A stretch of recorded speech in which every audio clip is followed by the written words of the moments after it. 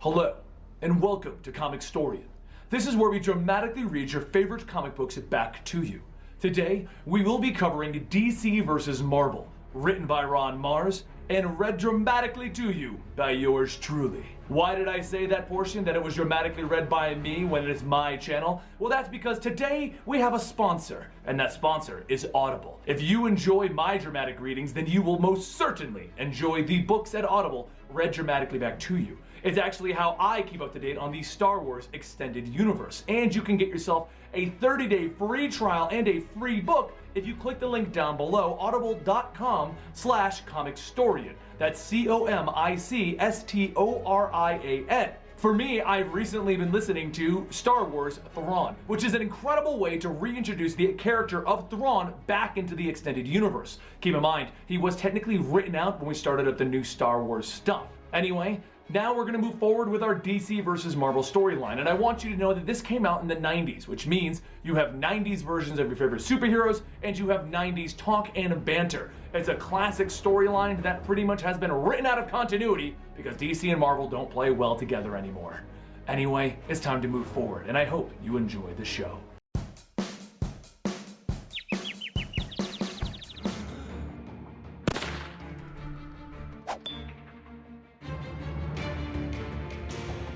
Our tale begins with Spider-Man swinging through the city of New York. He's happy because recently he had to deal with the entire clone saga, and it's left him wanting to get back to normal. You know, the friendly neighborhood Spider-Man. But as usual, things can never go well for Spider-Man as he feels his spider sense going off, and down in an alley he sees a big box glowing and spewing light. The beams are dancing off of the walls and into the night, and Spider-Man knows that he should go down and check it out before it's too late, except it is already too late as he's hit with a beam full on. And poof! Our friendly neighborhood Spider-Man is gone. But the light is so bright that it attracts another person, a young man walking through the streets. He turns the alley to see the box glowing brightly, and he asks the man sleeping in the front of it with a hat if he's okay. He wakes up startled, then he puts his hands over the beams of light, pouring out, shouting, "It's too soon!" He turns to the boy telling him, "I need your help!" The boy isn't quite sure what to do. This is kind of crazy as a glowing box and this man is trying to contain it. Meanwhile, Spider-Man finds himself in a rainy city, a dark and gloomy city, and in front of him is a clown.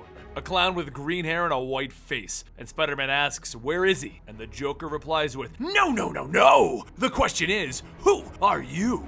Spider-Man stands up and the Joker tells him, "Well, Spider-Man, I presume, but it looks like you've changed tailors since our last tangle." Spider-Man is confused because this version of Spider-Man doesn't remember the last crossover, the Batman-Spider-Man crossover. He asks the Joker when the circus came to New York, and the Joker looks at him funnier than usual. "New York? Dear boy, this fair gem is Gotham, famed far and wide for its flying rodents and murderous disfigured psychopaths." Spider-Man asks him, "What's Gotham?" "Ha! That's rich. It reminds me of a joke. Actually, everything reminds me of a joke. But that's not the point. You're in Gotham. And if you don't know that much, then you have a serious reality problem." So Spider-Man looks at the Joker. "Okay, well then explain to me why there's a clown on the roof of this building." "Oh, this? I was thinking about blowing it up." "You're a riot. Look, something's pretty weird here and I'd like some questions answered. You haven't even told me who you are." So the Joker hands him a playing card and he leaps off at the side of the building using an umbrella to slow his descent. Spider-Man looks down to find the Joker playing card, asking, "Can someone tell me what's going on?" But over in Westchester, the X-Men are in a heated fight with the Juggernaut. Gambit, Storm, and Wolverine are all going to town fighting against him, and as Wolverine goes in for the big hit, the Juggernaut vanishes, and he suddenly punches a wall where Wolverine was. The Juggernaut looks around confused because he swears that he was just in the jungle and about to pummel Wolverine, and above him is a rather famous symbol, the Daily Planet. That's when a blur of blue comes down, hitting him hard, and there stands Superman, bullet and all. Back in the alley in New York, the man with the hat looks at the box, now covered in duct tape to stop it from breaking. He rubs his head, telling himself, "It should hold." And then another beam of light pokes through, and another, and another! He puts his hands up to stop it and he realizes that he can't hold it back any longer. Meanwhile, at the Statue of Liberty, Captain America jumps in, blocking bullets from the Hydra agents. "You don't have enough heads to keep me down, Hydra!" And the bullets bounce off of his shield. He kicks one, using the shield to drop another, and then a bright light engulfs him, and poof, he's gone. The Hydra agent in front of him asks where he even went. In another spot, Wonder Woman is holding up a bridge, keeping it from falling on a police officer. After wrapping up the bridge's metal to keep it in place, the light engulfs her, and poof, she's gone as well. Over in a field, the Hulk breaks a tree, shouting, "Hulk smash!" And Betty picks up the sticks, telling him to stop. Don't do that, Bruce. It reminds me of the dark days for us. Hulk smiles. Sorry, Betty. I'm certainly not the Hulk that I used to be. No more rampaging monster, and I got brains to boot. Plus, I have a beautiful wife at my side. Then the bright light grabs the Hulk, removing him, leaving Betty to ask, what is it this time? Over on a bright and sunny beach, Superboy is showing off his strength by lifting up 2 bikini girls at the exact same time. Unbelievable, right? Tana walks over yelling at him, and he tries to talk his way out of the situation that he just got himself into. But before he can, the bright light arrives, grabbing him and removing him. Out in space, Lobo is having his own fun running rampant on the aliens. Well, that is until he's also hit with the bright light, which removes him from his fight as he's shouting, "What the frag?" Then the alien is left thankful that he's alive. Meanwhile, at the Xavier School for the Gifted Youngsters, or whatever it is at this time period, the X-Men are left to wonder what that light was and where Juggernaut went. But before they can come to any conclusions, it engulfs Wolverine, Gambit, and Storm, as Gambit tells Beast, "This is the same light." Scott asks where they went, but Xavier answers the bigger question. Who's next? Across 2 universes, both completely different, yet so much is the same. Green Lantern, Elektra, Flash, Thor, Aquaman, Silver Surfer, Shazam, Submariner, Quicksilver, and Catwoman are all hit with the all-encompassing bright light. And then down in the Batcave, Batman is telling an intruder, "Whoever you are, I don't know how you got in here, but release the boy right now." That's when we see Bullseye has Tim Drake, the current Robin, hostage. Bullseye tells him, "Explain where I am and how I get out of here. And while you're at it, who are you?" Batman glares at him. "If you hurt that boy, I will be your worst nightmare. I'm Batman." Bullseye puts his knife underneath Tim's mask, cutting it. So Tim elbows him in the jaw, and as he's stunned, Batman throws a batarang at him. Except Bullseye catches it, throwing it right back. Luckily, to Bullseye's shock, Batman ducks it and knocks him out. As Bullseye falls, he tells Batman, "You hit harder than Daredevil." Batman tells Tim, "You didn't have to do that." And Tim tells him that he wasn't the one with the knife to his face. Then the bright light engulfs Tim, and poof! Robin is gone. He finds himself in a young girl's room, specifically Jubilee of the X-Men's room. Her friend asks if she ordered a boy, and Jubilee says no, but I like his fashion sense. Back over in Metropolis, Superman flies into the Daily Planet, and as he enters, he meets his new chief, who quickly informs him that he is not some guy named Chief. He is J. Jonah Jameson. Perry White was fired. He looks at some interesting photos of Steel fighting some absorbing man, and then he begins to write his article. Because you see, the world is changing and everyone is aware. From kids to superheroes, people are appearing and disappearing all over. Clark is going to write an article about it because this must all add up to something. Fights are breaking out. New superheroes are fighting new supervillains. No one is even sure what's going on, and eventually the heroes will all have to meet. But at least right now they're just fighting the good fight. Steel versus the Absorbing Man was one, but we also have Green Lantern versus the Green Goblin, Captain America versus Bane, and Daredevil versus Riddler. Things get even more twisted with fights that we wished that we could see in full. Things like Batman versus Venom, Shazam versus Dr. Doom, Punisher versus Deathstroke, and Ghost Rider versus Etrigan. But misunderstandings are beginning to brew, like Firestorm and Martian Manhunter versus the Thing and the Human Torch. And friendships are starting to grow, like Hawkman teaming up with Angel. As Clark is putting the finishing touches on his article, Lois calls out to him to introduce him to the new photographer here at the Daily Planet, the one snapping all of the amazing photos. He tells Clark that his name is Ben Reilly, but his professional name is Peter Parker, and you should call him that from now on. And as Clark compliments him, Peter tells him that he's just in the right place at the right time. They shake hands and they smile at each other, because it looks like Peter Parker is the new photographer for Clark Kent, since Jimmy Olsen has moved on to bigger and better things. And out in deep space, the Spectre is trying to understand what's happening. This power is immense and greater than he. So what is this power that the Spectre can't even stop? And over in another universe, another ultra-powerful individual is asking the same question. The cosmic balance is tilting, and the will of the living tribunal can't stop it, because there are two beings out there, and they started a war for the very existence of two worlds. Peter Parker and Clark Kent's first job together is to get the story of a man in a yellow costume with claws named Wolverine fighting against Killer Croc. As it goes in, Wolverine tells him, "I see why you go by the name Killer Croc, because you're nothing but a croc of." And as a beam goes into a nearby cop car, the man that they arrested leaps out shouting, "Shoot!" Croc sees Clark and Peter and tells Wolverine, "Ooh, an audience! They can watch me tear you to bits." Wolverine jumps in, "Good. They can applaud your final curtain." Both Clark and Peter say to themselves that they have to change costumes, but how can they without getting the other guy suspicious? But as the man who leaped out of the car wanders into a back alley, he discovers that he's in the one with the box. The man with the hat calls back, "Good, you're back!" And the mystery man asks, "What's the box?" "For crying out loud, boy, the fate of the world is in our hands. I don't have time for exposition." Off in deep space, Thanos is looking at his monitors as Darkseid boom tubes into his control room with a twisted smile on his face. And in the Croc and Wolverine fight, Nightwing looks down on it, seeing it. He prepares to leap into battle to stop them before they can hurt the civilians, but someone is charging up a card behind him. Up above the city, Storm sees Wonder Woman and they both question who the other is. And in another spot with lightning cracking behind them, Bane is lifting Captain America over his head, telling him, "You are weak for throwing your shield and it's your only weapon." But before he can break Cap, the shield comes back, hitting Bane in the back of the head, dropping him. Captain America looks at his fallen foe. "No more back talk from you." Over at the box, though, the lights are shining and beaming out of it, and the duct tape is no longer holding back the brothers. And even the Spectre and the Living Tribunal are feeling the effects. Down on the ground, Nightwing sees Batman, and he tells him that he just had a fight with a Cajun, and he ran off with some hairy, smelly guy.